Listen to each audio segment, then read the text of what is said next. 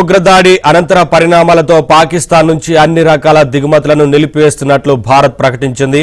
పాక్లో తయారైన పాక్ నుంచి వచ్చే ప్రత్యక్ష పరోక్ష దిగుమతులు ఏవైనా సరే ఈ నిషేధం వర్తిస్తుందని భారత్ తేల్చి చెప్పింది.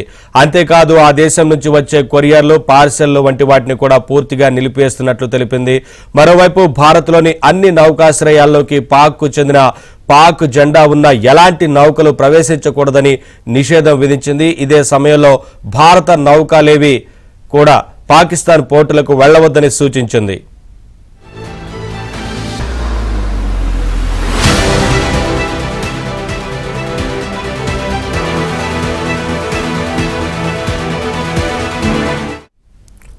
ప్రత్యక్షంగా పరోక్షంగా పాకిస్తాన్లో ఉత్పత్తి అయిన ఆ దేశం నుంచి ఎగుమతి చేసే అన్ని రకాల ఉత్పత్తులపై నిషేధం విధిస్తున్నామని directorate general of foreign trade స్పష్టం చేసింది.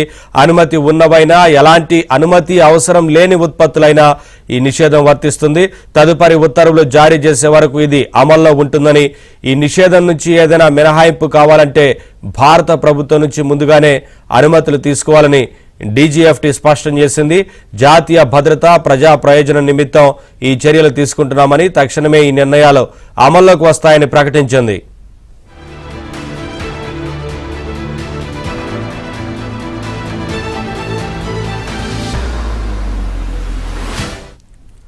భారత్ నుంచి వచ్చే దిగుమతులను నిషేధిస్తూ పాకిస్తాన్ ఇప్పటికే ప్రకటించగా, తాజాగా భారత్ నిర్ణయంతో ఇరు దేశాల మధ్య వాణిజ్యం పూర్తిగా నిలిచిపోయినట్లయింది.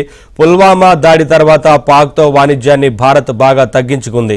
చాలా ఉత్పత్తులపై 200% కస్టమ్స్ సుంకాలు కూడా విధించింది. అయినా పళ్ళు, నూనె గింజలు, ఔషధ మొక్కలు, బాదం, జీడిపప్పు వంటి డ్రై ఫ్రూట్స్, రాగి, ఖనిజం, గాజు ఉత్పత్తులు వంటి కొన్ని రకాల ఉత్పత్తుల దిగుమతులు మాత్రం నేరుగా జరుగుతున్నాయి.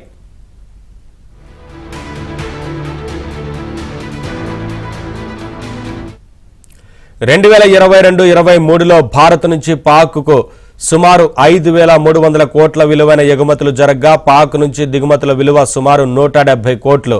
అదే 2024-25వ ఆర్థిక సంవత్సరంలో జనవరి నాటికి పాక్కు ఎగుమతులు సుమారు 3,700 కోట్లకు తగ్గిపోతే దిగుమతులు కేవలం 4 కోట్ల లోపే ఉన్నాయి.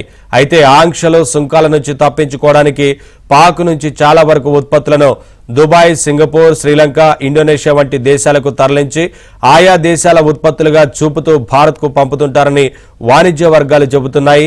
ఇలా పరోక్షంగా వచ్చే పాక్ ఉత్పత్తుల విలువ సుమారు 5,000 కోట్ల వరకు ఉంటుందని అంచనా.